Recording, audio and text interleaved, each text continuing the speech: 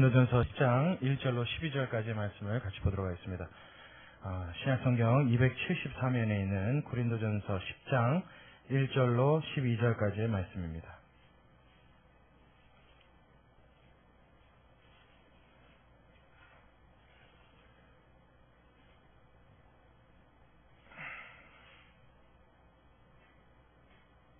고린도전서 10장 1절부터 12절까지 다 찾으셨으면 우리 한 절씩 같이 교독하도록 하겠습니다. 형제들아, 너희가 알지 못하기를 내가 원치 아니하노니 우리 조상들이 다 구름 아래 있고 바다 가운데로 지나며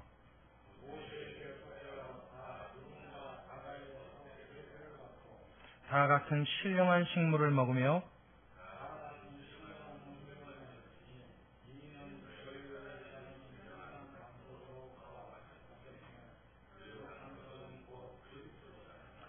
그러나 저희의 다수를 하나님이 기뻐하지 아니하신 거로 저희가 광야에서 멸망을 받았느니라.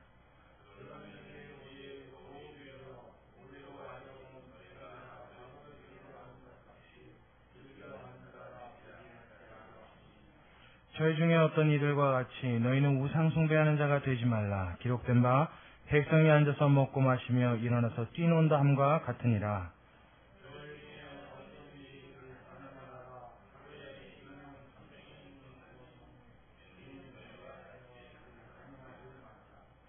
저희 중에 어떤 이들이 주를 시험하다가 뱀에게 멸망하였나니 우리는 저희와 같이 시험하지 말자.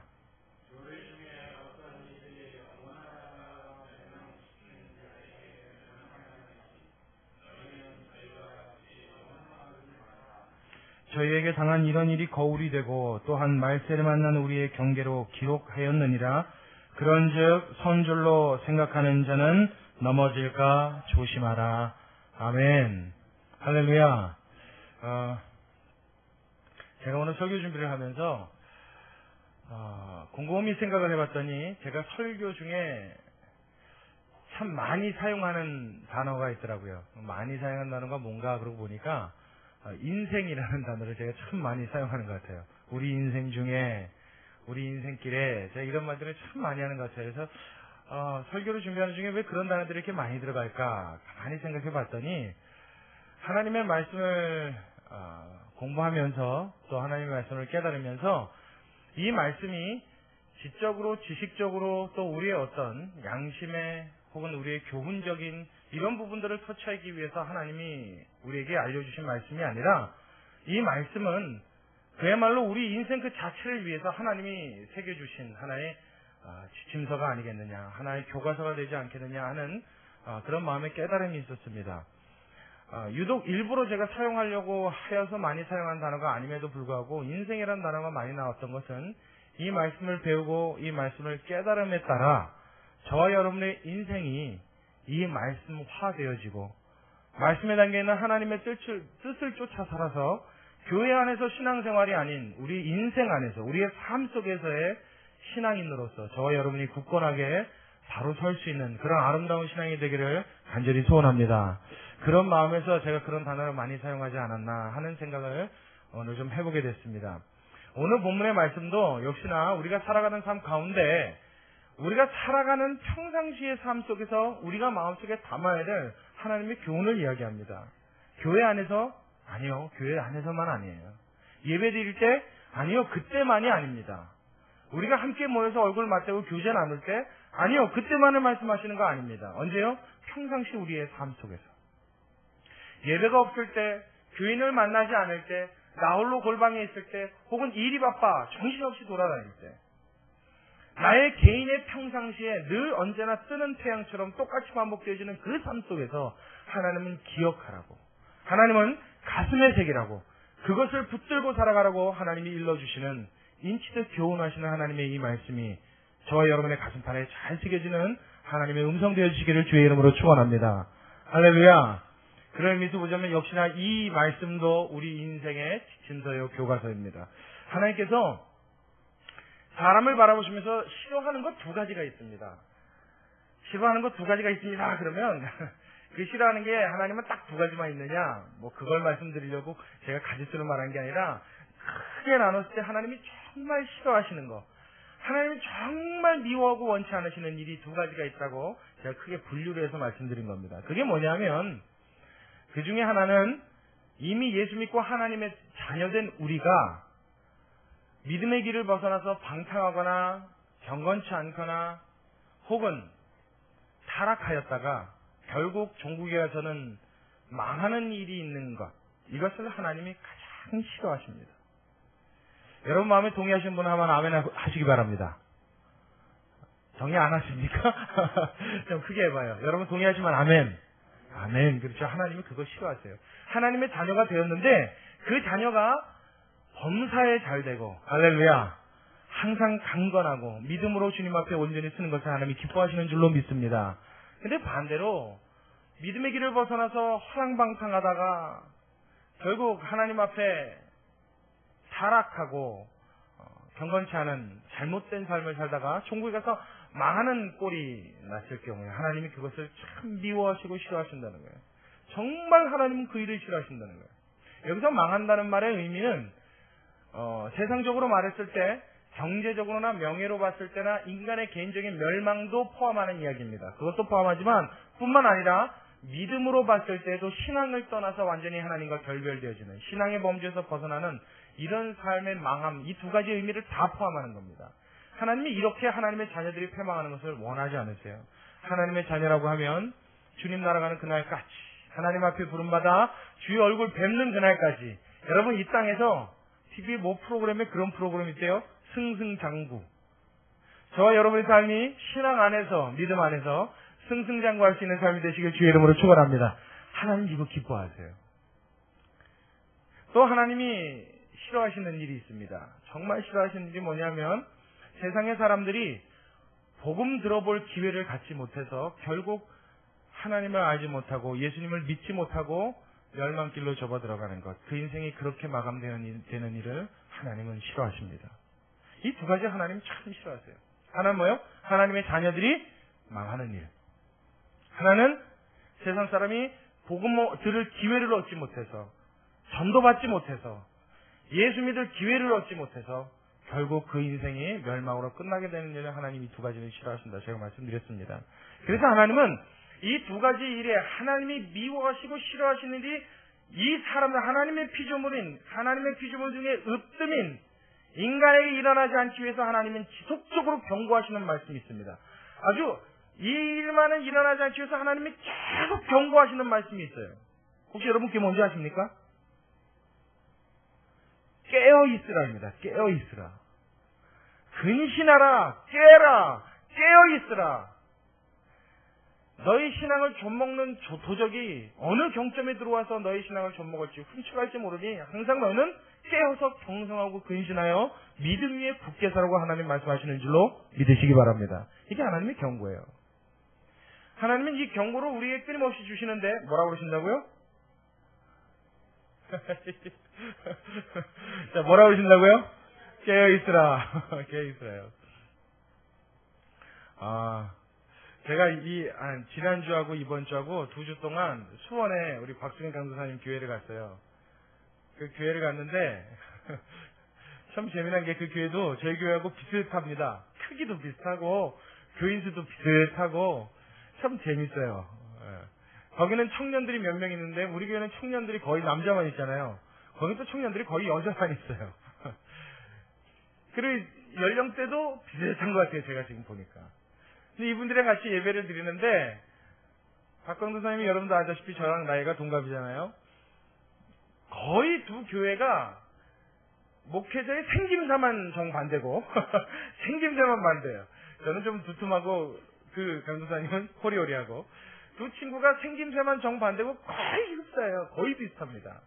성향도 취향도 스타일도 원하는 것도 바램도 기도 제목도 꿈도 비전도 목표도 비슷해요.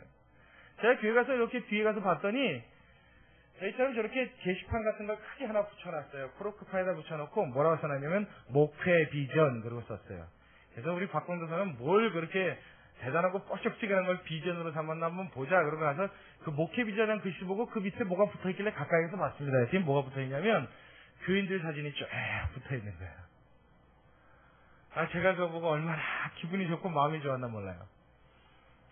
그 왜 이거 붙여놨냐 그랬더니 사실은 그러더라고요. 그건 내가 붙여놓은 게 아닌데 우리 박감도사 친구가 하는 얘기가 그건 내가 붙여놓은 게 아닌데 교회 같이 협력하시는 협력 목사님이 강대상 앞에 꾸미고 나서 너무 이쁘고 좋다고 사진을 막 찍었다는 거야. 그냥 무작위로. 그러고 나더니 붙여놨는데 교회 게시판 옆에다 붙여놓지 않았더니 그 목회 비전 밑에다 딱 붙여놨더래요. 그래서 그걸 보고선 잘 붙였다 거기다 붙여라 그랬대요. 왜 거기다 붙였느냐 그럼 물어보니까 역시 저랑 생각이 똑같았어요. 목회자에게 있어서 또 교회가 앞으로 나아감에 있어서 목회에 있어서 가장 큰 비전은 하나님의 구원받은 사람 아니겠느냐 하는 얘기예요. 할렐루야. 여러분 그것이 비전 중에 최고의 비전인 줄로 믿습니다. 아멘. 그러니까 온통 무슨 생각이냐면요. 사람 살리는 일만 궁리하는 거예요. 사람 세우는 일만 생각하시는 거예요. 그 교회도 머지않은 날 아마 큰 하나님께서 역사를 일으키실 줄로 믿습니다. 제가 분명히 그럴 것 같다는 마음의 확신을 얻고 왔어요. 얼마나 참 아름답게 잘 목회하고 생각하는지 제가 그 모습을 보면서 마음속에 무슨 생각이냐면 그래 이 마음이 어쩌면 하나님의 마음일지 모르겠다. 하나님도 교회를 세우시고 교회 안에 역사를 일으키시고 부흥을 일으키시고 성령을 부어주시는 모든 일이 누굴 위해 그렇게 하십니까? 여러분 누굴 위해 그렇게 하십니까?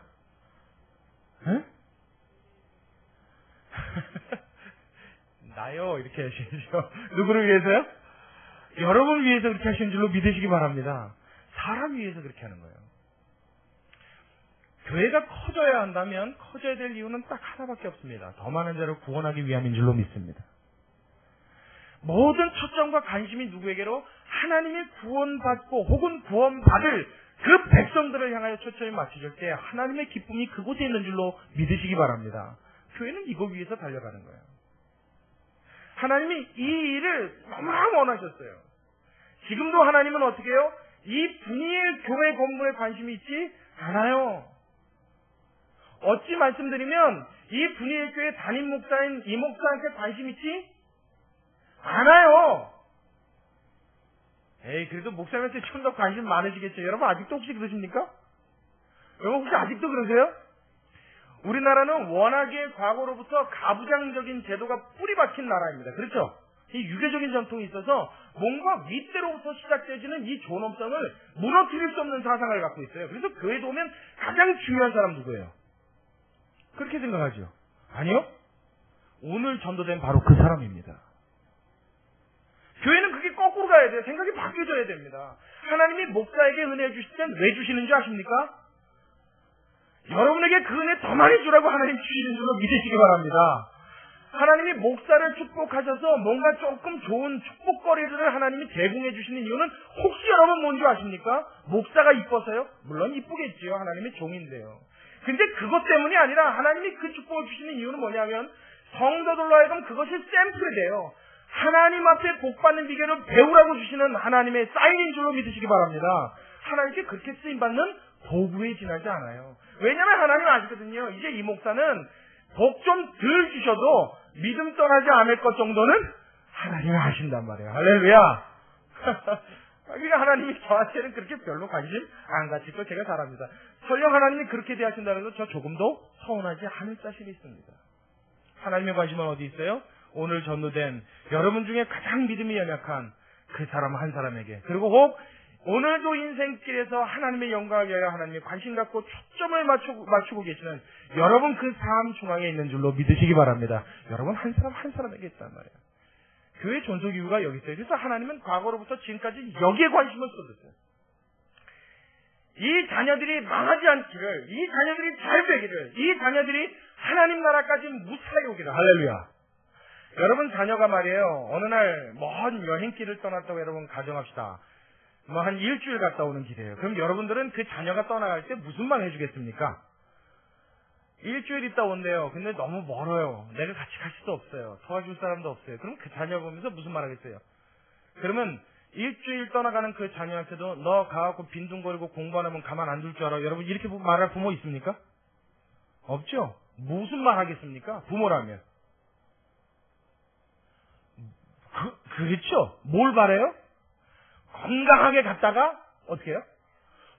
무사히 돌아오기를 바라는 게 부모의 심정인 줄로 믿습니다. 그게 진짜 부모죠. 만약에 거기서 너 엄마 안 본다고 딴짓하고 빈둥거리고 너 아빠 안 본다고 네 마음대로 네가 하고 싶은 거 하고 게임이나 하고 오락기 가져가고 너 가만 안 둘 줄 알아 이런 얘기하는 부모가 있으면요 자신의 부모됨에 대한 자격을 심각하게 다시 한번 생각해 봐야 됩니다. 아마 그런 분이 저는 없을 줄로 믿습니다. 그렇죠? 왜요? 그게 부모의 심정이라 그래요. 자기 자녀가 어디 가서 내 소나기를 벗어나 불안한 지경에 놓였다고 한다면 그 부모의 심정은요 다른 거 바라지 않아요. 그곳에서 영어 단어 1000개, 10,000개를 외우고 온들 기쁘지 않을 거예요. 뭐가 제일 기뻐요? 무사히 갔다가 아무 탈 없이 건강한 모습으로 돌아오는 것. 이것이 부모의 제일 첫 번째 바람인 줄로 믿습니다. 하나님도 우리에게 그걸 원하시는 거예요. 어떻게 해요? 이 땅에 80년 혹은 100년의 여행을 떠나는 우리 자녀들에게 지금도 하나님은 무슨 생각을 갖고 계세요?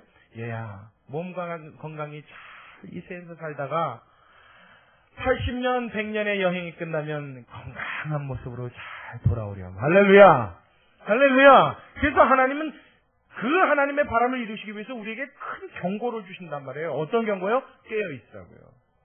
멍청하게 정신 빼놓고 넋놓고 이래도 좋사오니 저래도 좋사오니 흥청망청 살다 보면 건강하게 하나님 나라로 돌아가긴커녕 나를 지금도 호시탐탐 노리는 그 악의 세력들에게 공중의 권세 잡은 자에게 지금도 그 나를 망하게 하려고 시와 때를 가리지 않고 나를 엿보고 있는 그 이빨을 드러낸 사자떼에게 삼키움받아 될까봐 하나님은 지금도 노심초사 마음을 졸이며 저와 여러분의 인생을 지켜보고 계시는 줄로 믿으시기 바랍니다. 어떤 경고를 주신다고요? 얘야 깨어있으라. 그 깨어있을 때 우리가 어떻게 해요? 하나님의 음성을 들을 수 있기 때문입니다. 그 깨어있을 때 어떻게 해요? 하나님의 메시지를 받을 수 있기 때문입니다. 깨어있을 때 위험한 이 길 앞에 처했을 때는 그 위험을 감지할 수 있는 능력이 나타나기 때문입니다. 이 모든 것을 하나님이 해주시기 위해서 우리가 항상 예민하게 하나님의 뜻과 하나님의 진리의 말씀 속에 거하게 하시기 위하여 항상 무엇하라? 깨어있으라, 근신하라, 눈 부릅뜨고 정신 차리고 신앙생활하고 주님 말씀하시는 줄로 믿으시기 바랍니다. 저는 예전에요 교회에서 목사님이 깨어있어 그러면요 그게 그렇게 부담되더라고요. 그러니까 왜 부담됐냐면요 예전에 한국교회에 깨어있다는 말은 곧 어떤 말로 통했냐면 기도를 많이 하라 하는 말하고 유사어의 의미로 통했습니다.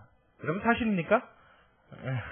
그래서 목사님들이 집사들 깨어있어! 그러고 막 야단을 치실 때가 있어요. 그렇죠? 그리고 호통을 치시면 그 말의 의미를 가만히 듣고 보면 기도 안 한다고 야단 치시는 내용이었어요. 그래서 저는 어렸을 때 이렇게 어른 예배에 참석해서 목사님들이 깨어있으라고 얘기하시면 항상 잠도 좀 잘 자지 말고 좀 줄여가면서 밥 먹을 시간도 가끔씩 좀 금식을 해가면서 이거 막 기도의 죽기살기로 매달려야 하나님이 기뻐하시는 인생인가 이런 어떤 좀 막연한 부담스러움이 있었어요. 그래서 깨어있다는 말이 점처럼 기도한다는 단어가 붙어서 이게 떨어질 생각을 안 했었어요. 그래서 깨어있다 그러면 그저 기도만 많이 하면 깨어있는 줄 알았어요.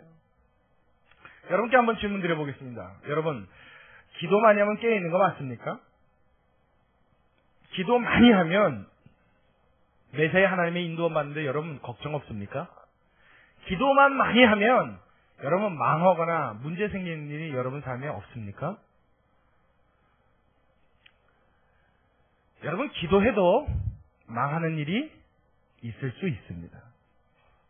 기도해도 문제가 생길 수 있습니다.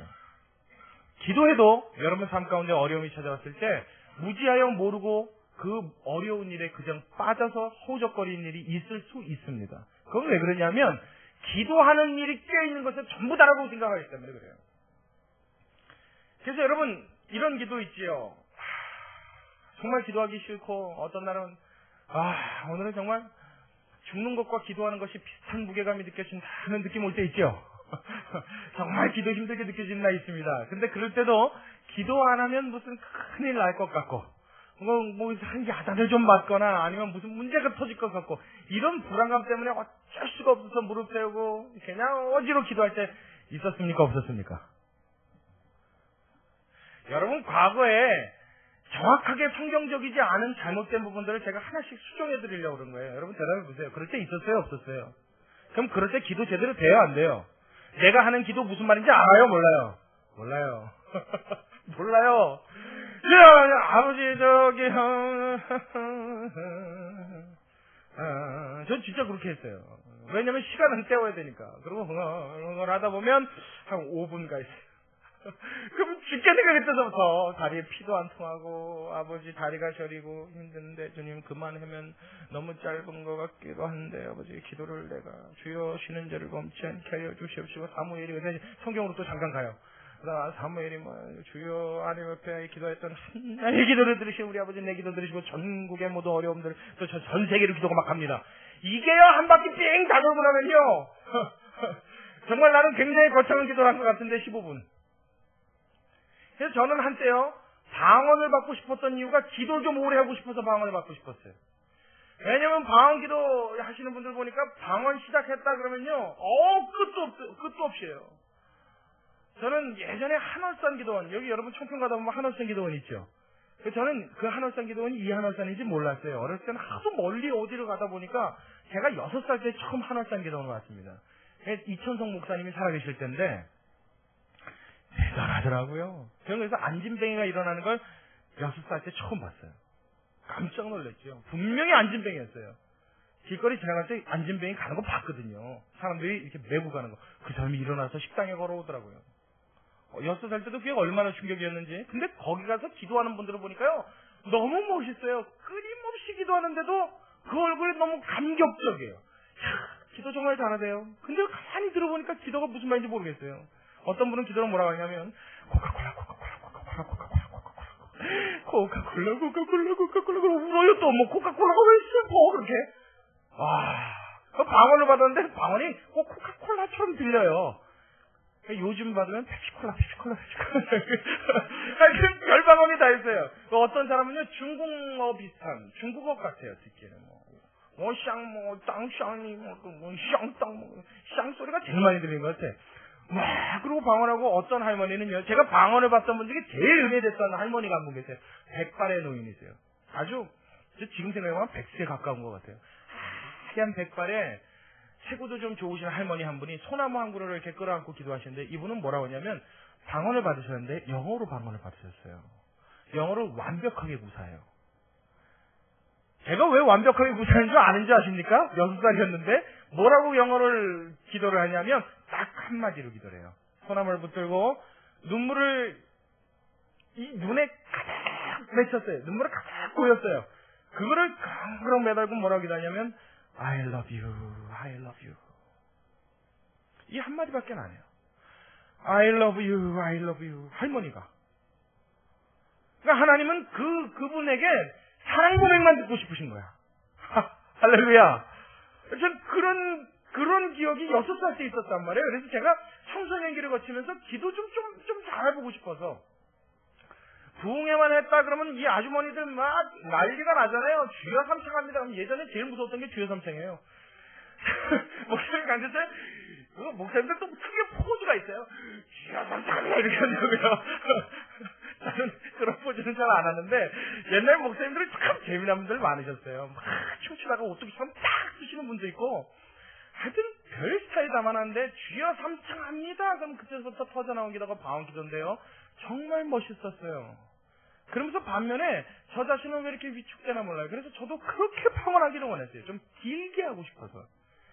그리고 방언 기도를 드디어 저도 받았습니다. 방언을 받았어요. 그래서 방언을 하는데 제가 방언 기도를 하고 성경을 공부하고 난 이후에 한 가지 분명히 깨달은 것이 있습니다. 방언으로 아무리 오랜 기도를 하고 유창한 말로 깨달은 말로 아무리 멋진 기도를 한다 할지라도 기도만이 하나님 앞에 껴있는 전부로 오해하고 착각하고 그것으로 나의 신앙의 의무를 다했다고 생각한다면 여러분은 사단의 밥이 되기 딱 좋은 존재가 되는 줄로 믿으시기 바랍니다. 기도만 아닙니다. 기도야말로 위대한 일은 맞습니다. 기도를 빼놓고서는 성도의 삶을 논할 수 없는 것도 맞습니다. 기도야말로 신앙에 있어서 가장 중요한 일이 되는 것 맞습니다. 하지만 기도만은 아니란 말이에요. 비행기를 따지면 기도는 무엇과 같으냐? 비행기의 엔진과 같아요. 그렇죠? 비행기의 두 날개가 아무리 뻗고 있으면 뭐 할 거예요? 추진력을 주는 엔진이 없으면 날아요? 못 날아요?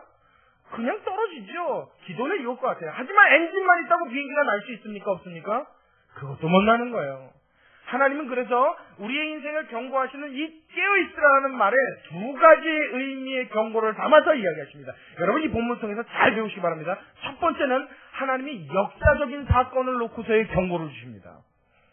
깨어서 무엇하라는 거예요? 역사적인 사건을 돌아보고 거기에 하나님이 주시는 교훈을 마음속에 새기라는 거예요. 자, 우리 같이 말씀으로 돌아옵니다. 자, 말씀 볼게요. 자, 10장 1절에서부터 같이 봅니다. 10장 1절, 고린도전서 10장 1절부터. 자, 여러분이 크게 읽습니다. 10장 1절, 시작!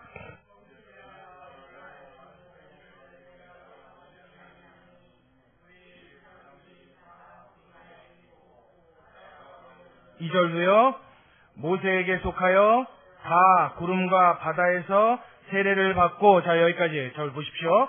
자, 이스라엘 백성들을, 지금 이스라엘 백성들 말하면 어느 시대 이스라엘 백성을 말합니까? 그렇죠. 출애굽할 당시 이스라엘 백성을 말하죠. 이 이스라엘 백성들이 모세에게 속하여 그 모세와 함께 구름과 바다에서 무엇을 받았대요? 세례를 받았대요. 세례는 뭐예요, 여러분? 물로 머리에 이렇게 두거나 침례하거나 이게 세례죠. 그렇죠. 근데 이스라엘 백성들은 바다 가운데 길 라인대로 그냥 지나서 걸어갔잖아요. 구름 기둥이 덮어있으면 그 밑에서 걸어갔잖아요. 뭐 이게 쉬운 거 아니지 않습니까? 그런데 이 사람들의 그 행위를 지금 성경은 뭐라 그래요? 세례받았다라고 이야기합니다. 이 세례받았다는 말을 왜 여기서 사용하였고 이것이 왜 세례받은 것이 되냐면 여러분 생각해 보십시오. 세례란 것은 어떤 의미가 있어요? 내가 어딘가에 속한다라는 의미를 주는 것이 세례입니다. 내가 성부와 성자와 성령의 이름으로 세례를 받은 순간 나는 어디에 속해요? 하나님께 속하는 거예요. 할렐루야. 여러분 믿으시죠? 세례를 받는다는 의미는 그래서 중요합니다. 내가 세례를 받았습니다. 이 말은 뭐예요? 내가 누구에게 속했습니다? 하나님께 속했습니다. 이 얘기예요. 그렇죠? 근데 지금 이스라엘 백성들은 모세와 함께, 모세와 더불어 바다 밑, 홍해 밑을 지나가며 구름 기둥 아래에 있으면서 누구에 속하게 돼버렸어요? 하나님의 선민, 하나님의 사람들로 하나님께 속하게 되었죠. 그 속하는 의미로 출애굽하여서 첫 번째로 말했던 것이 무엇입니까? 홍해를 지나는 일이에요. 그래서 그 홍해를 지나는 일과 구름 기둥으로 덮으신 이 사건을 하나님이 뭘로 보셨어요?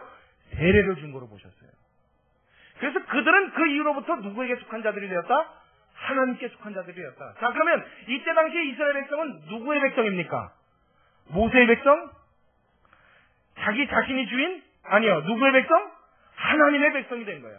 이 하나님의 백성이 되었다라는 말의 설명이 1절과 2절이에요. 이 1절과 2절에 하나님에게 속한 이 하나님의 백성들이 3절부터요. 다 같은 신령한 식물을 먹으며 다 같은 신령한 음료를 마셨으니 이는 저희를 따르는 신령한 반석으로도 마셨음에 그 반석은 곧 누구시라? 그리스도시라. 이것은 여러분 뭐를 의미하는 것 같아요? 느낌 안 오십니까? 3절과 4절에 그들이 신령한 것을 먹었대요. 신령한 것을 마셨대요. 우리도 교회에서 가끔 뭘 마시고 뭘 먹을 때 있죠. 뭡니까? 성찬식 아닙니까? 예수 그리스도와 연합하여 하나가 되어지는 의미의 행위를 말합니다. 할렐루야. 이스라엘 백성도 하나님이 그 일을 시키셨다는 거예요. 그들이 신령한 반석으로부터 물을 마셨는데 그 반석은 곧 무엇이라? 그리스도시라. 그리스도로부터 나오는 생명을 공급받아 그들이 신령한 것을 먹고 하늘로 내려주시는 만나를 의미하죠. 그렇죠? 신령한 물을 마신 거예요. 그리스도의 피를 상징합니다. 오늘날도 우리가 하늘에서 내려오는 만나는 먹을 수 없지만 반석에서 쏟아지는 맥반석을 직접 짜먹을 수는 없지만 무엇이요? 믿음으로 그리스도 예수 안에서 성찬식을 거행함에 따라 우리의 마음속에 어떤 믿음이 있습니까? 그리스도와 연합하여 하나 된 것에 대한 믿음을 갖게 되는 줄로 믿으시기 바랍니다. 이게 성찬식의 의미예요. 그러니까 이들도 우리와 똑같은 구원의 절차를 밟았단 말이에요. 이스라엘 백성들, 모세 시대의 하나님의 자녀들도 누구를 통하여 구원받았습니까? 예수님을 통하여 구원받았다고 자신있게 말할 수 있잖아요. 그렇죠? 하나님은 과거에 일어난 이 모든 사건을 누구요? 그리스도 예수에게서 일어난 모든 사건으로 예표화시키셔서 일으키셨단 말이에요. 비록 똑같은 사건은 아니지만, 비록 예수님이 이 땅에 오셔서 죽으시기 전의 사건이지만 이 전의 사건이 갖는 의미는 예수님이 시대에 있었던 그 의미와 똑같은 의미가 되는 것입니다. 이해하셨습니까? 이해하셨어요? 네. 여러분, 제가 죽고 났는데 제가 책을 썼단 말이에요. 그러면 그곳에 그 책에 담겨있는 모든 사상은 살아있을 때 저의 생각과 동일한 것이 맞습니까? 아닙니까? 맞죠? 똑같은 것과 같아요. 그것이 같은 의미란 말이에요. 예표란 말이에요. 과거에 하나님의 백성들에게 하나님이 이러한 일을 일으키셔서 그 이스라엘 백성들을 무엇 삼으셨어요? 자기 백성 삼으셨어요. 이 이스라엘 백성들이, 자, 밑으로 좀 더 내려옵니다. 자, 이제 5절 말씀 같이 봅니다. 5절 말씀. 여러분 같이 한번 읽을게요. 5절 시작. 그러나 저희의 다수를 하나님이 기뻐하지 아니하신 고로, 그 다음에 뭐라 그래요? 저희가 광야에서 멸망을 받았대요. 우리와 똑같은 절차로 하나님의 백성이 된 이 자녀들도 어떤 일이 있었다고요? 멸망하는 일이 있었대요. 하나님이 역사적인 과거의 실제로 일어났던 사건을 지금 예로 드시는 겁니다. 얘들아, 과거 이스라엘 백성들은 너희만 못해서 멸망하고 너희는 더 의롭고 하나님 더 이뻐하셔서 더 사랑하셔서 구원 얻는 백성이 된 것이 아니라 그들도 너희와 똑같단다. 그들도 너희와 똑같은 하나님의 자녀였단다. 그들도 하나님의 사랑하는 하나님의 백성이요 하나님의 자녀였단다. 그럼에도 불구하고 그들 중에 하나님이 많은 사람을 기뻐하지 아니하신 거로 그들이 멸망받았으니 너희도 이것을 어떻게 하라고요? 기억해야만 한다. 우리도 그럴 수 있다 없다? 있다. 우리도 멸망하는 일이 있을 수 있다 없다? 있다. 이걸 경고 삼으라는 거예요. 이걸 보라는 거예요. 자, 한 절 더 밑으로 내려옵니다. 7절이요. 저희 중에 어떤 이들과 같이 너희는 우상 숭배하는 자 되지 말라. 기록된 바 백성이 앉아서 먹고 마시며 일하면서 뛰논 다음과 같으니라. 저희 중에 어떤 이들이 가늠하다가 하루에 23,000명이 죽었나니 우리는 저희와 같이 가늠하지 말자. 저희 중에 어떤 이들은 주를 시험하다가 뱀에게 멸망하였나니 우리는 저희와 같이 시험하지 말자. 저희 중에 어떤 이들이 원망하다가 멸망시키는 자에게 멸망하였나니 너희는 저희와 같이 원망하지 말라. 자, 10절까지 나와 있는 이 네 가지의 사건은 출애굽기와 민수기에 나타난 사건을 지금 구슬깨게 한 겁니다. 바울이 출애굽기서부터 민수기에 나타나는 각 사건을 네 가지를 이렇게 꿰서 한 대 딱 응집해 놓은 거예요. 이 사건들이 각각 어디에 나오면 출애굽기에는 그들이 하나님 앞에 우상숭배 언제 했어요? 예? 모세가 어디 올라갔을 때? 뭐 받으러? 그렇죠. 십계명 받으러 40일 동안 올라갔을 때 그들이 밑에서 뭐 했어요? 우상숭배했던 사건이 출애굽기에 나오죠. 그 사건을 말하는 거예요. 그랬다가 어떻게 됐어요? 돌판을 던지니 땅이 갈라지면서 그들을 다 삼켰죠. 남은 자들을 칼로 도륙했죠. 이 사건을 이야기하는 겁니다. 우상숭배하다 이런 일을 당했다. 그러니 너희는 우상숭배하지 말라. 민수기에 넘으면 미디안 사람들이 말이에요. 이스라엘과의 사이에서 불리해지자 그들이 꾀를 생각해냅니다. 어떤 꾀를 생각하냐면 이스라엘 백성이 하나님 앞에 멸망하여서 저들의 국력이 약해지려면 한 가지 방법밖에 없다. 하나님이 저들을 너무 사랑하시니까 하나님 눈밖에 나야 하는데 어떻게 하면 눈밖에 날 것이냐를 고안해냅니다. 그래서 생각해낸 꾀가 뭐냐면 자기 미디안 사람, 그러니까 이스라엘 백성들한테 이방여인이죠. 이방여인들을 그 안으로 다 투입을 시킵니다. 이스라엘 백성들 사이에 아름다운 여자들을 착착 집어넣어요. 결국 이스라엘 백성들 중에 건장한 남자들이 다 어떻게 해요? 행음하는 일로 빠져요. 남자들을 빼내는 거예요. 그래서 이스라엘 백성들 중에 건장한 남자들은 전부 음행을 합니다. 하나님이 그것이 진노하셔서 어떻게 해요? 이스라엘 백성들은 멸망시키시죠. 하나님 그것을 치십니다. 이 사건을 들어서 지금 뭐라고 해요? 그러니 우리는 무엇하지 말자? 행음하지 말자. 그들이 원망하다가 뭐요? 불뱀이 나타나서 그들을 물었단 말이에요. 기억나시죠? 불뱀 물었을 때 뭘 장대에다 매달았다고요? 노뱀. 그걸 어떻게 하면 산다고요? 바라보면 산다고요. 달아놓은 이렇게 생긴 뱀. 요거 이렇게 쳐다보면 산다고요. 근데 그들이 뭐해서 안 살았다고요? 안 쳐다봐서. 제가 그 얘기도 했잖아요. 떼굴떼굴 굴러다가 그러다 어떻게 이렇게 보면 사는 건데.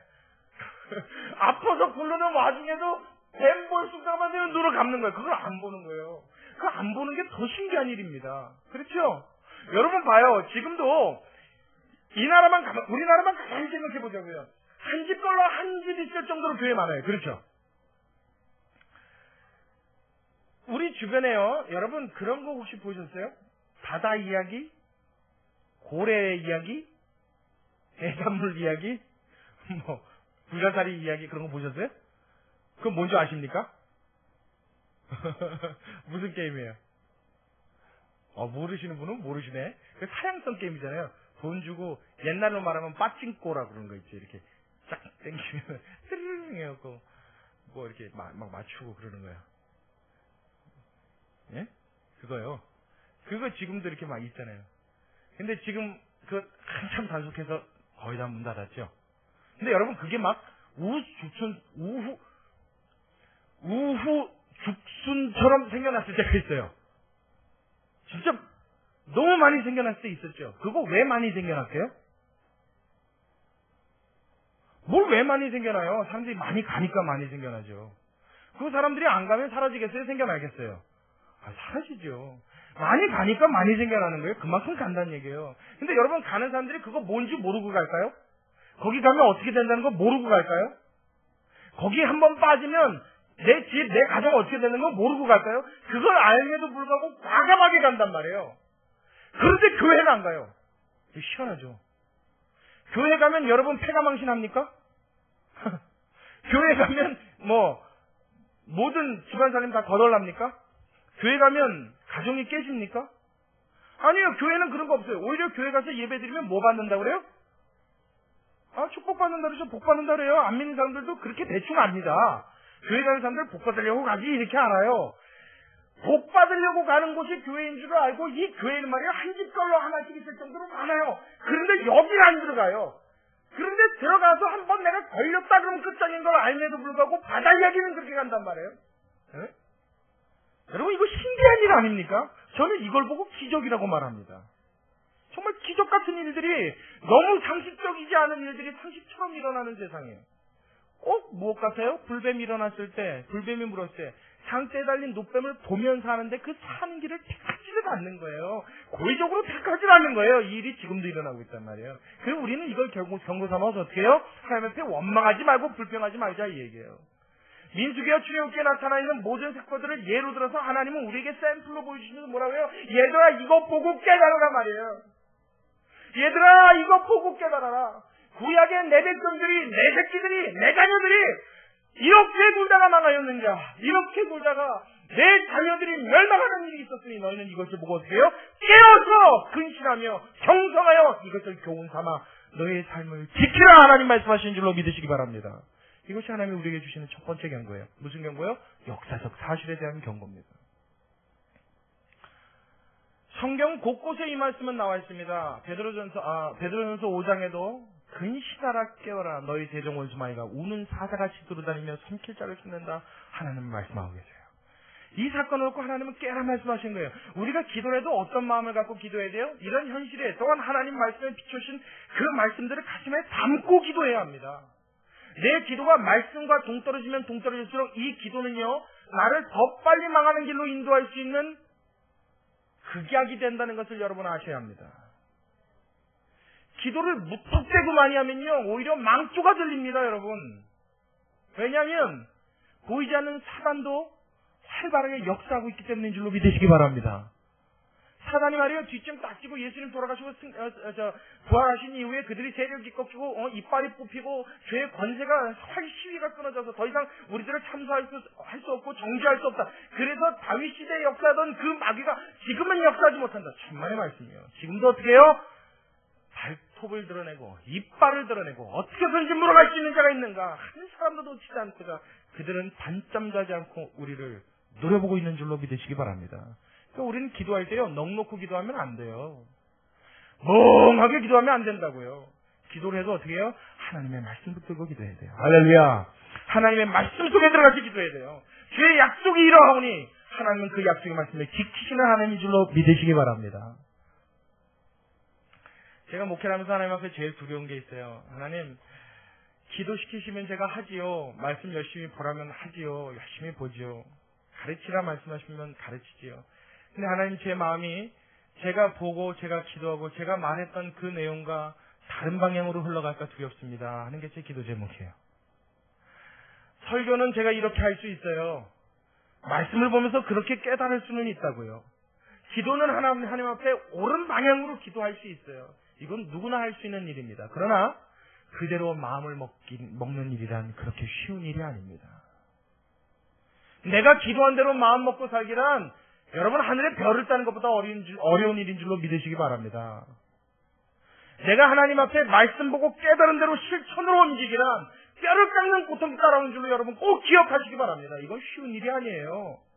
그러니까 목회자가 하나님 앞에 제일 두려운 일이 뭐냐면 다 쓰임받고 나는 버림받을까 봐 하나님 두렵습니다. 바울이 그랬죠. 그게 제일 두려운 일입니다. 이분은 누가 못합니까? 이런 설교예요. 저보다 엄청 더 좋은 분들 많아요. 더 재밌게 하는 분들 많아요. 더 능력 많으신 분들 많아요. 가끔 여기서 불 쏘는 분도 있죠. 뭘 막 쏜대잖아요. 있을 수 있어요. 얼마든지 할 수 있습니다. 근데 그게 목회가 아니고요. 그게 신앙생활이 아니고요. 하나님이 기뻐하시고 원하시는 일이 그게 아니고요. 무엇이요? 저와 여러분이 더불어서 이 마음을 말씀 안에 두고 하나님이 원하시는 그대로 살아가는 것. 우리의 인생이 그렇게 되어지는 것. 하나님이 기뻐하시는 일인 줄로 믿으시기 바랍니다. 아멘. 여러분 이 세상을 살면서 말로 입으로는 아무리 그렇게 얘기해도요. 마음이 콩밭에 가 있는 사람은요. 하나님의 능력 체험하기란 여러분 아예 그런 일인 줄로 생각하면 딱 맞습니다. 꼭 무엇과 같으냐? 너희는 무엇을 구하여도 마음에 의심하는 자는 마치 바닷물결에 요동하는 이 바다 같아서 무엇이든지 응답받기를 아예 생각도 말라. 예수님 그렇게 말씀하셨어요. 하나님 앞에 구하였으면 의심하지 않고 믿어야 되는데 마음이 의심했다가 믿었다. 될까가 안 됐다. 그럼 절대 이루어지지 않는다는 거예요. 그럼 컵에다 물 담아놓고 컵에다 귀중한 거 담아놓고 대야에다가 한번 이렇게 물 담고 이렇게 띄워놔 보세요. 그 다음에 대야를 이렇게 흔들어 봐요. 그거 안 쏟고 버틸 수 있는 사람 있어요? 다 넘어지죠. 다 쏟아집니다. 하나님은 또 의심하는 일이 이와 같은데요. 하나님의 말씀 붙들지 않고 하나님의 뜻을 생각지 않고 무턱대고 기도면 다 된다는 식으로. 이건 뭐 완전히 무슨 주먹구구식도 아니고 말이에요. 꽝 잡는 게 매다. 옛날에 그런 말 많았지요. 무조건 그냥 수로 밀어붙이고 이거면 된다 그러고 막 몰아붙이는 스타일들이에요. 그냥 교인 수만 늘어나면 그냥 뭐든지 잘하는 거고 말이에요. 돈 많이 벌면 복 받은 거고 말이에요. 꽝 잡는 게 매야. 그냥 밀어붙여. 여러분, 이거는 망조로 가는 지름길인 줄로 믿으시기 바랍니다. 한마디의 기도를 하여도 하나님 앞에 오늘 하루를 살아도 주의 말씀과 주의 뜻을 헤아리면서 그 경고의 메시지를 마음속에 새길 수 있는 성도여야 참 아버지의 뜻을 헤아리고 살 수 있는 길이 열리는 줄로 믿으시기 바랍니다. 할렐루야. 그것이 귀한 일이에요. 자, 두 번째로는요. 하나님의 경고 중에 현실적인 경고가 있습니다. 현재 일어나는 일들을 통해서 하나님은 경고를 하세요.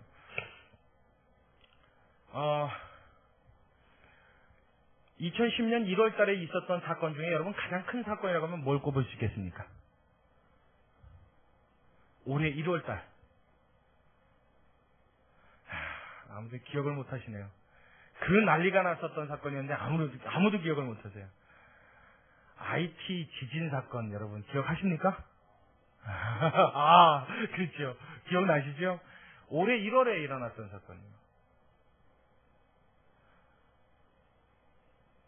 1월 12일, 13일 넘어가는 그 시경쯤에 지진이 발발해서 15일째가 되어서는 대통령이 어디 갔는지의 행방을 처음 알게 되었던 굉장히 큰 사건이었습니다. 그렇죠? 강도 그때 몇이었죠? 8.0이었나요? 7.0이었나요? 8.8이요? 근데 여러분들이 이게 좀 헷갈릴 수 있어요. 제가 왜 이 말씀을 드리냐면 여러분 보세요. 올해 1월 달에 일어난 일입니다. 근데 올해 이제 상반기 지나고 하반기 막 접어들었어요. 우리의 기억이 새까맣게 지워졌어요. 그렇죠? 그 뒤로도 지진이 얼마나 많이 일어났어요? 올해 유난히 많았죠? 올해 유난히 강진이 많이 왔습니다. 그것도 뭐 곳곳에서 터졌어요. 전혀 듣도 보도 못하고 생각지도 못했던 저기 네팔 같은 나라에서 막 지진이 터지고 말이에요. 중국에 도시 하나가 쑥대밭이 되고 난리도 아니었습니다. 그 엄청난 일들이 계속 몰아쳤어요. 계속 몰아닥쳤어요. 그럼에도 불구하고 저와 여러분의 마음속에 거기에 대한 경고 삼는 일이 지금 마음에 그렇게 많이 있다고 보십니까? 없죠? 오히려 얼마 전에 그런 얘기를 누가 하는 걸 들었어요. 저는 직접 못 봤는데 인터넷에 요즘에 아주 뜨거운 감자로 화두에 오른 그 기사가 있다고 그러더라고요. 그래서 그게 뭔가 물어봤더니 2014년도에 백두산 천지가 폭발한다 하는 학자들의 발표가 있었대요. 근데 그게 꽤 힘있는 발표인가 봐요. 천지가 사화산인 줄 알아서 안전하다라고 생각했는데 사실 알고 보니 사화산이 아니더래요. 지금도 밑에서 용암이 활발하게 움직이고 있답니다. 그래서 이게 터지는 시기를 언젠가를 측정을 해봤더니 2014년도 되면 터질 수 있다. 굉장히 터질 확률이 높다. 이렇게 이야기를 한대요. 근데 중요한 건 백두산 천지가 폭발을 하면요. 저는 그래서 화산 뻥 터지면 용암 좀 찌 흘러내리고 다 끝나는 건 줄 알고 터지면 당분간 못 올라가겠네 그랬어요. 당분간 백두산 구경은 힘들겠다 그랬어요.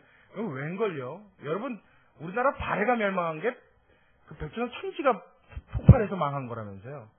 뭐 정확한 그게 100%다라는 문헌은 없지만 거의 그렇게 힘을 실른다고 합니다. 그런데 뭐 그거 다 좋습니다. 근데 더 기가 막힌 얘기가 뭐냐면 이 과학자들이 하는 얘기가 요번에 화산이 폭발하면 그 백두산 천지가 폭발하면 그 천지에 담겨있는 물의 양이 10억 톤이랍니다. 10억 톤. 근데 그 물이 쏟아져 내려오는데 북한은 물론이고 남한 전체를 싹 밀고 가버릴 양이래요. 그러니까 백두산 천지가 폭발을 하면요 한국은 없어진답니다. 그렇게 이해하면 딱 좋대요. 그리고 그 화산재의 규모가 얼마나 대단한지 일본을 다 뒤덮을 거라고 그렇게 발표를 했다고요. 그리고 그 화산의 폭발의 힘은, 위력은 핵폭탄을 터뜨린 거에 몇 배에 달한다고 해요. 그리고 얼마 전에 여러분 아일랜드에서 화산 폭발했죠. 그래서 유럽 전체를 뒤덮었던 화산 폭발했죠.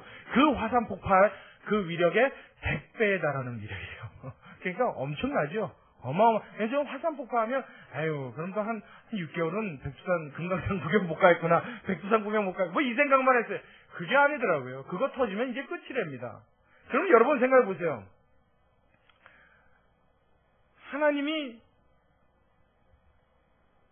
참 이 말이 조심스러운 말인데 여러분 다 그냥 새겨서 들으시기 바라요.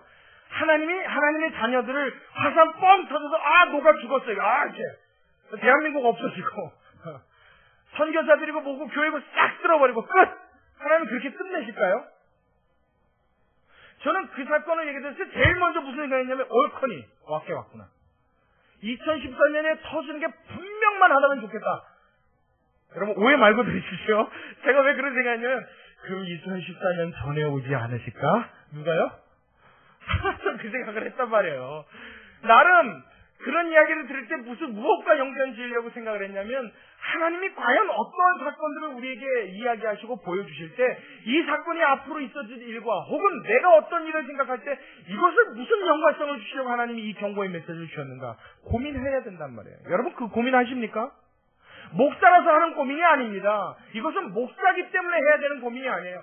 하나님의 자녀라면 하나님의 자녀로서 살아가는 사람이라고 한다면 이 땅을 사는 동안 어디요? 내 아버지 하나님이 하시는 일에 관심을 갖고 기울이고 보이시는 일에 여러분의 시선을 맞출 수 있는 축복이 있기를 주의 이름으로 축원합니다. 이걸 할 수 있어야 돼요. 보여주시는데도 못 봐요. 이놈의 장님이. 열어놓으셨는데도 못 봐요. 봤는데도 몰라요. 이거 어떡할 겁니까? IT 화산 폭발을 해요. 지진이 나요. 어디 화산이 터졌어요. 중국 그 대륙이 갈라져요. 일본 맨날 지진 와요. 난리를 쳐요. 그 중간에 딱 껴있어 우리나라 조그맣게. 근데 희한하게 한 번도 안 와요. 와도 여진 쬐끄만 거. 강도 3짜리 이하짜리. 그러니까 우리는 어떻게 해요? 우리가 무슨 화산이 우리는 안 터져. 우리한테 무슨 지진이 와서 일본 쪽으로 가겠지. 이게 완전히 불감증이 되세요. 하나님은 계속 경고를 보여주시는데도 그 경고를 보고 경고를 삼을 수가 없는 그런 백성이 됐어요. 누가복음 13장 1절 이하에 보면 이와 비슷한 사건이 나옵니다. 예수님의 제자들 중에 몇몇이 찾아왔어요. 예수님 물어볼 것이 있습니다. 그건 무엇이냐? 예루살렘에 갈릴리 사람들이 제사를 지내러 왔는데 제사를 지내다가 갑자기 어느 날 느닷없이 그때 당시 로마의 총독으로 있었던 본디오 빌라도가 까닭 없이 이유 없이 괜히 군병들을 보내서 제사 드리고 있는 갈릴리 사람을 도륙한 일이 있습니다. 그때 당시에 큰 사건이었어요. 모두가 아는 일입니다. 나도 알고 있다. 그때 예수님한테 물어봤어요. 예수님 과연 그 사람들이 이유도 없이 까닭도 없이 하나님 앞에 제사 드리다가 그 앞에서 죽임을 당해서 그들의 피가 제단에 뿌려졌고 그들이 드리던 재물은 부정한 재물이 되는데 이와 같은 이런 참혹한 일을 당하는 것은 그들이 무슨 죄가 있었기 때문입니까? 하고 물었어요. 그때 예수님이 거기에 대한 대답은 뭐라고 하셨는지 아십니까? 얘들아, 거기서 죽임을 당한 갈릴리 사람들이 너희보다 더 거룩지 않거나 더 죄가 많아 죽임을 당했다고 생각하느냐? 예수님이 물어보셨어요. 너희도 하나님 앞에 회개하지 아니하면, 너희도 만약 하나님 앞에 거룩지 아니하면, 너희도 만약 하나님 앞에 너희를 씻어 경건치 아니하면 너희에게도 이와 같은 화가 닥치리라. 또 몇몇 사람 중에 어떤 사람이 예수님에게 와서 물었습니다. 예수님, 예루살렘 망루, 그때 당시엔 망루가 있었나 봐요. 지금으로 따지면은 그 뭐라 그래요? 망루. 전망대, 그렇죠. 지금으로 따지면 전망대 같은 거 이렇게 멀리다 붙이는. 이 전망대에 몇몇 사람이 올라갔다가 갑자기 이 망루가 부셔졌어요. 무너졌습니다. 부실 공사를 했는지. 예수님한테 물어봤어요. 예수님, 망루가 무너져서 갑자기 몇몇 사람이 죽었어요. 그것도 아시죠? 알지. 그럼 그 사람들은 왜 죽은 겁니까? 왜 그런 일을 갑자기 당합니까? 무슨 죄 때문입니까? 도대체 어디에 하나님이 뜨시는 겁니까? 그때 예수님이 거기서 똑같은 대답하셨어요. 그 사람들이 너희보다 죄가 더 많아서 혹은 너희가 죄가 더 없다고 해서 너희는 그런 일을 당하지 않았다고 생각하느냐? 천만의 말씀이다. 너희와 그들이 일반이라 만일 너희도 하나님 앞에 회개하지 아니하면 그 경고를 보고 깨닫지 못하고 너희의 삶에 돌이켜야 될 부분을 돌이키지 못하면 너희에게도 이화가 똑같이 미치리라. 예수님의 경고의 음성입니다. 여러분, 지금 우리에게 닥쳐온 1월 달에 불과 몇 개월 되지 않은 그 경고의 사건도 우리는 마음속에 잊어버려요. 그래 여러분 9.11테러 여러분 마음속에 담았습니까? 기억이나 하십니까? 저는요, 저도 역시 9.11테러, 미국에 있었던 9.11테러요. 그 무역센터 무너졌던 거 기억나시죠? 그 테러 분자들이 가갖고 비행기로 가가지고 폭파시켜서 테러 일으켰잖아요. 저도 그 사건이 거의 희미해졌습니다. 지금 기억나는 거라고는 그때 당시에 그 화면을 쫙 띄울 때 영상으로 나올 때 그 밑에 나왔던 배경음악이 You Raise Me Up이라는 찬양이라는 거하고, 그리고 제 머릿속에 잊혀지지 않는 장면이 하나 있어요. 저도 많이 잊어버렸는데 이건 잊어버리지 않으려고 애를 써요. 뭐냐면 그때 당시에 그 테러 분자들이 그 비행기를 몰아서 그 빌딩 그 유리창에서 팍 박아갖고 들어갔잖아요. 여러분 그 장면 기억나시죠? 그게 그 건물의 8층 높이였다고 합니다. 8층이었어요.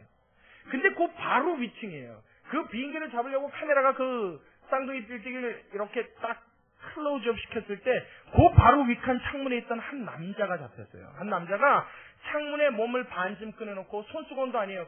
큰 수건을 꺼내서 휘두르고 있는데 여러분 기억나십니까? 기억 안 나세요? 저는 그걸 보고 또 보고 또 보고 그랬어요. 그 장면을 잊을 수가 없었어요. 그거 구조 요청하는 거죠. 살려달라고. 흔드는데 비행기가 확 봤더라고요. 그 빌딩이 순식간에 눈앞에서 사라지는데 그 남자의 흔적도 더 이상 그 잿더미와 함께 사라져버리고 말았어요. 전 그 장면을 가슴에 담아놓고 무슨 생각을 하냐면 마지막 때 예수님이 이 땅을 심판하실 때 우리한테 그 수건을 흔드는 사람들이 있지 않을까. 하나님의 심판 앞에 죽음을 앞에 놓고 나 좀 살려달라고 외치는 사람이 있지 않을까. 혹시 그 사람이 나와 가까운 지인은 아닐까. 혹시 그 사람이 내가 여지껏 전도하고 싶었는데 내가 용기가 없어 말을 붙여냈던 그 사람이 아닐까.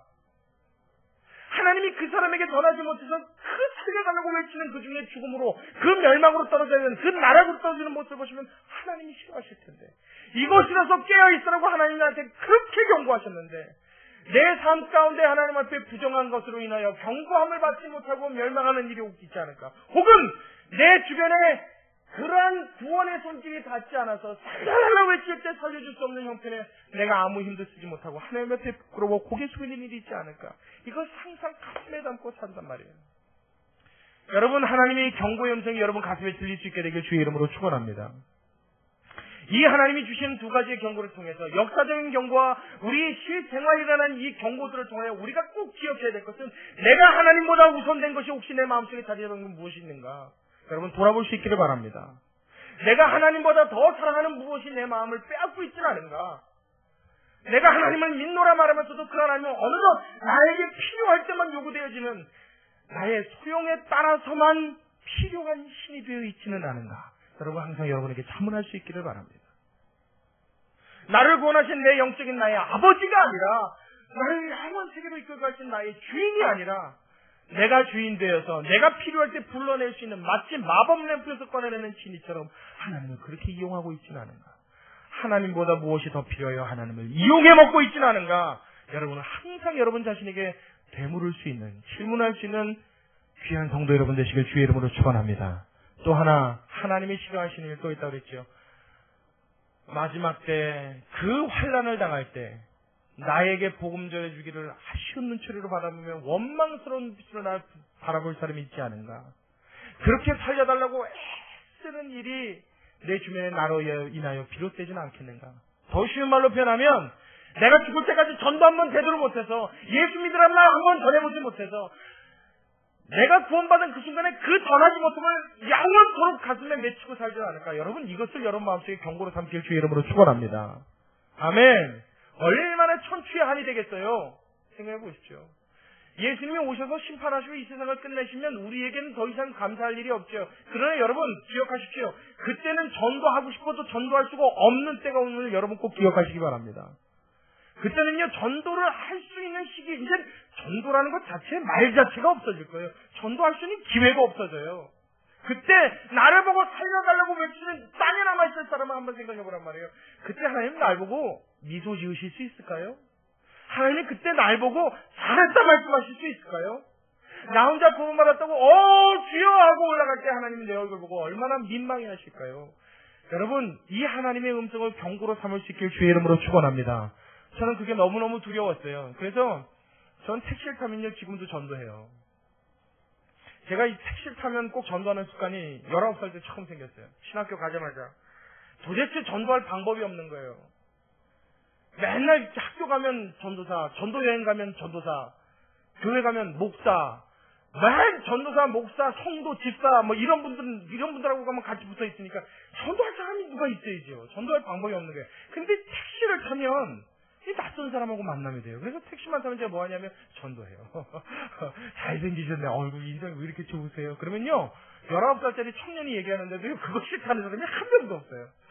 이야, 기사님 무슨 좋은 일 있으신가 봐요. 그럼 왜요? 제가 어디까지 좀 가주세요. 그러면 그럴 뿐인데 좋으신 일 있으신가 봐요. 그러면 젊어 보이잖아요. 19살이면 얼마나 어째 보여요. 그런데도 존댓말을 써요. 왜요? 선생님 이런 분도 있고요. 그럼 제가 뭐라 하냐면 얼굴이 어쩜 그렇게 좋으십니까? 어쩜 그렇게 밝습니까? 그럼 제 얼굴이 또 그러냐고 이런단 말이에요. 그럼 제가 의아하다는 질문을 던져요. 혹시 말이에요. 그럼 아주 그때는 거부감이 없죠. 그럼 뭐라 하냐면 혹시 예수 믿으십니까? 그럼 그분이 교회 나가냐고요? 아니요. 교회 나가냐고요가 아니고 예수님 믿으시냐고요. 하나님 그분 믿으시냐고요. 그럼 그분이요, 그 말을 가만히 생각을 해요. 그럼 그때서부터 목소리가 진지해지는 걸 제가 한두 번 느낀 게 아니에요. 제가 택시 타고 다니면서 결심기도 시킨 사람도 있어요. 한 5명 정도 됩니다. 짧은 거리를 가는 중에도요, 하나님이 역사하시면 그 안에서도요, 여러분 구원 얻을 수 있는 충분한 기회와 계기가 마련되는 줄로 믿으시기 바랍니다.